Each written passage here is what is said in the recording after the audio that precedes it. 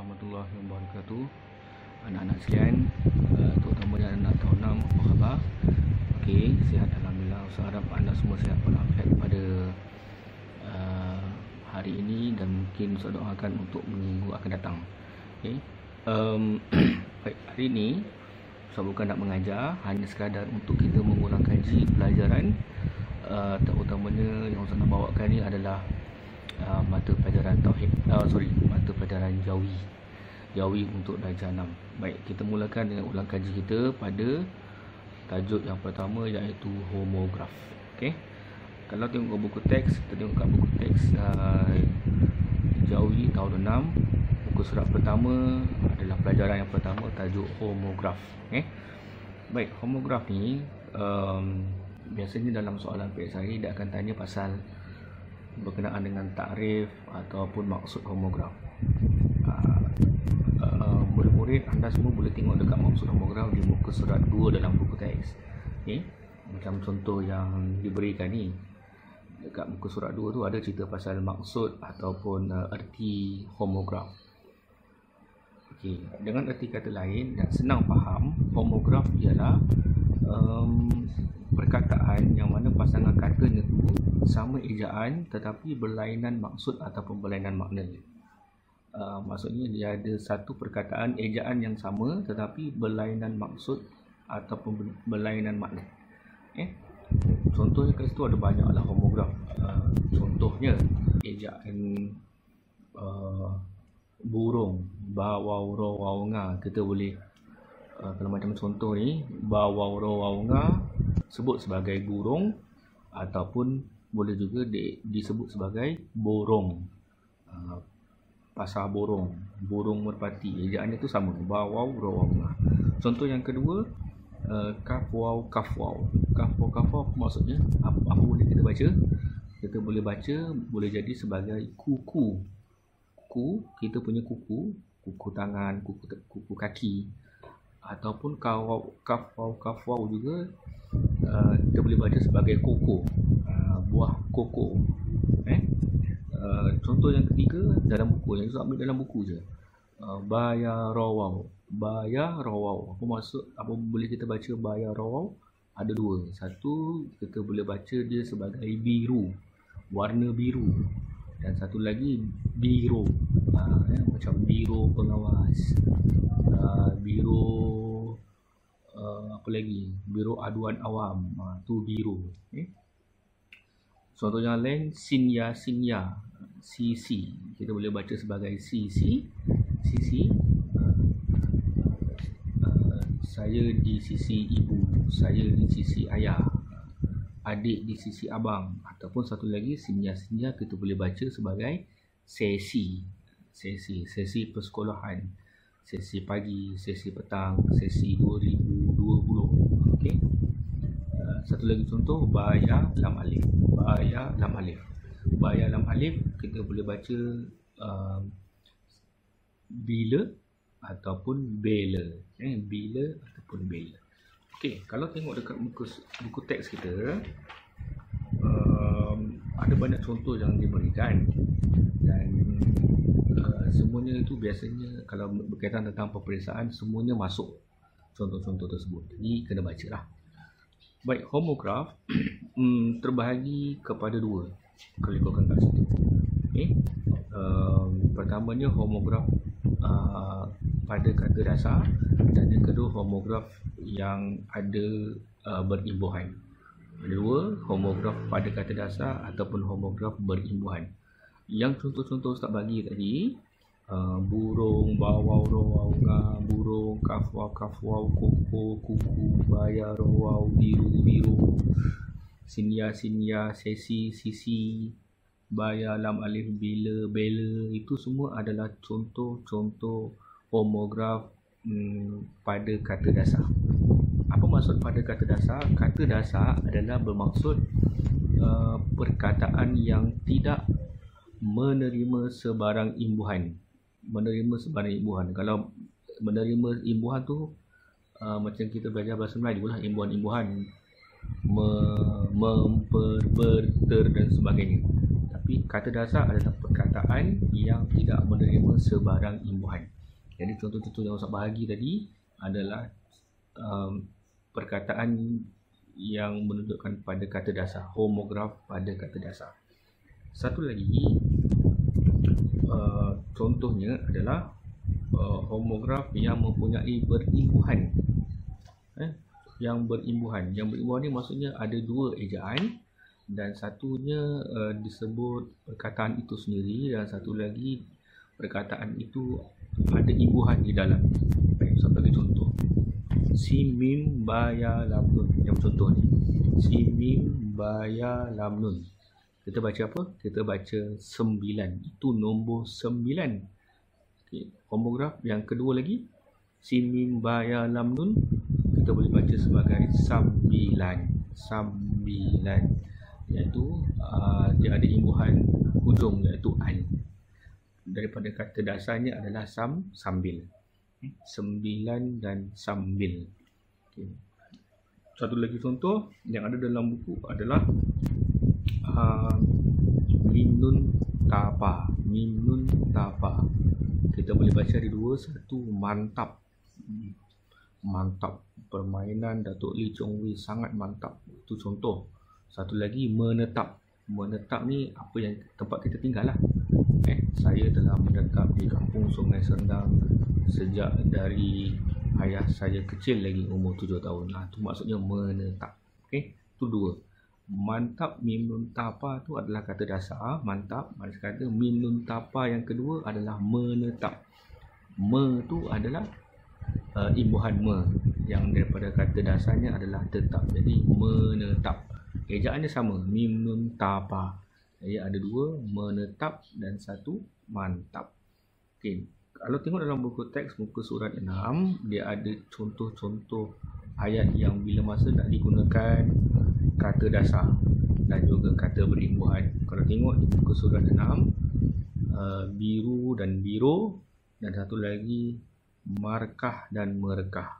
Mim ra kaf ha markah ataupun mim ra kaf ha merekah. Merekah tu tanah merekah lah, sebab tak ada air. Okey, ini contoh-contoh yang Ustaz dah bagi, contoh ayat lah yang Ustaz dah buat mengenai perkataan kepada perkataan-perkataan homograf, sama ada homograf pada kata dasar ataupun homograf yang kata berimbuhan.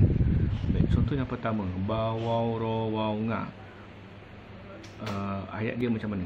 Kita boleh adjust, kita boleh sebut sama ada burung ataupun borong. Contoh ba waw ro waw nga, macam contoh kat sini. Sahabat ayat, ayah pergi ke pasar borong untuk beli burung puyuh.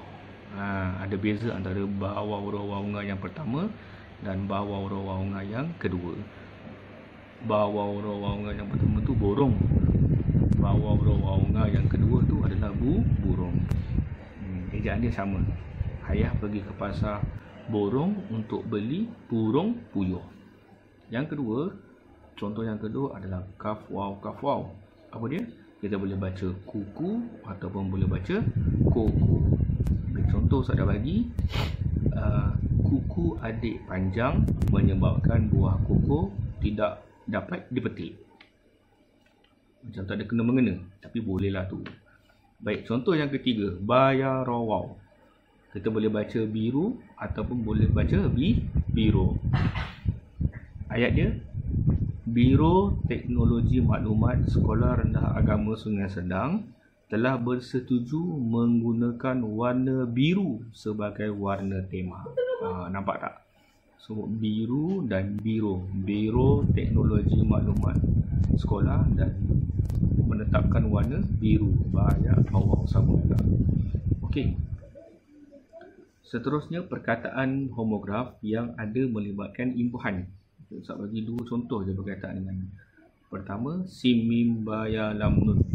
Kita boleh baca sama ada 9 ataupun 9. Ayat dia, Ustaz bagi contoh untuk membezakan antara 9 dan 9. 9 dan 9. Kakak Ros telah bekerja secara sambilan sejak 9 tahun lalu. Kakak Ros telah bekerja secara sambilan sejak 9 tahun yang lalu. Okey. Baik, contoh yang kedua adalah dalha waw lam waw. Sama ada boleh kita baca di hulu ataupun dahulu. Okey. Dahulu keluarga Jamil tinggal di hulu sungai. Dahulu keluarga Jamil tinggal di hulu sungai. Okey, baik, itu contoh homograf lah. Okey, homograf kata dasar dan homograf yang ada imbuhan. Okey, dalam mata pelajaran homograf ni dia ada satu lagi kaedah, iaitu kaedah alif pembeza. Alif pembeza ni diwujudkan bertujuan untuk mengelakkan kekeliruan, untuk membezakan maksud perkataan itu. Okey, contohnya Ustaz nak bagi macam ni. Sin ya alif pa. Sin ya alif pa. Kita boleh baca dua, sama ada siapa ataupun siap. Siapa ataupun siap. Okey, contohnya tengok kat sini, Ustaz bagi contoh. Sin ya alif pa. Kita nak baca apa? Sin ya alif pa yang pertama tu kita nak baca apa, dan sin ya alif pa yang kedua tu kita nak baca apa? Okey, kalau Ustaz baca macam ni. Siapa yang sudah siap latihan boleh hantar sekarang. Siapa yang sudah siap latihan boleh hantar sekarang. Silap-silap kalau tak faham, kita boleh baca siap yang sudah siapa latihan boleh hantar sekarang. Kan? Jadi keliru dekat situ. Okey, kita pergi contoh yang kedua. Ba waw alif ya. Kita nak baca apa? Ba waw alif ya yang pertama dan ba waw alif ya yang kedua. Silap-silap kita boleh baca macam ni. Adik main buaya di tepi sungai yang ada buai. Betul ke salah? Dia boleh jadi sebenarnya adik main buai di tepi sungai yang ada buaya. Sebab tu kena ada alif pembeza untuk membezakan antara buai dan buaya. Kalau tengok dekat buku teks di muka surat 11, nak membezakan antara perkataan rancang dan rencang. Rancang dan rencang. Tengok buku teks di muka surat 11. Antara rancang dan rencang. Macam mana nak buat ayat rancang dan rencang? Macam mana nak bezakan antara rancang dan rencang? Apa perkataan rencang ni? Okey, rancang ni faham. Rancang. Rancang ni kita plan lah. Plan tu merancang. Kita susun elok. Kita atur susun elok. Tu namanya rancang. Rencang ada perkataan rencang. Ada rencang dia. Dalam kamus Dewan ada rencang bermaksud bunyi yang sangat keras. Maksud yang pertama, bunyi yang sangat keras. Macam kita lemparkan baldi yang dihasilkan daripada tin aluminium tu. Kita baling tu, so ada bunyi. Bila jatuh tu ada bunyi ketang tang tang tang. Tu rencang. Maksudnya bunyi yang sangat keras. Apabila kita baling baldi yang dihasilkan daripada tin ataupun besi tu, jatuh ke tanah, dia akan bunyi kuat. Jatuhlah bunyi. Itulah dipanggil bunyi yang sangat keras atau rencang. Atau maksud yang kedua, rencang ni dimaksudkan sebagai pengiring. Pengiring rencang. Okay? So nak bezakan antara perkataan rancang dan rencang, asalnya perkataan ronun canga, tapi bila ada perkataan rencang, so nak bezakan antara rancang dan rancang. Rancang tu kita tambah alif. Jadi ro alif nun canga, rancang. Tentu juga dengan pa waw alif sin. Macam contoh ni, pa waw alif sin. Sama ada kita nak baca puas ataupun puasa. Pa waw alif sin sama ada dengan kata puas atau puasa. Sebab tu nak bezakan antara puas dan puasa, salah satunya kita letak huruf alif sebagai pembeza. Baik, contoh Ustaz dah bagi adalah kakak sangat puas hati kerana dapat menunaikan ibadah puasa selama sebulan. Itu maksud pembeza, nak membezakan antara puas dan puasa. Okey. Baik. Bolehlah tengok perkataan-perkataan yang diberikan contoh dalam buku teks di muka surat 11, muka surat 12, muka surat 13. Ada banyak perkataan. Contohnya dekat muka surat 12 tu ada perkataan nak bezakan antara kempung dengan kampung, pentas dengan pantas, sambung dengan sembung, bandar dengan bendar, sebar dengan cyber. Kemudian muka surat 13 tu pula membezakan antara buaya dengan buaya, puas dengan puasa, bias dengan biasa. Right. Itu dulu untuk tajuk homograf, dan tengok dekat link yang Ustaz akan sambungkan nanti. Ustaz akan beri nanti, so buat latihan berkenaan dengan homograf. Jadi buat link, nanti Ustaz akan edarkan latihan-latihan dalam link yang Ustaz akan bagi. So kita jumpa untuk tajuk yang akan datang, insyaAllah. Assalamualaikum warahmatullahi wabarakatuh.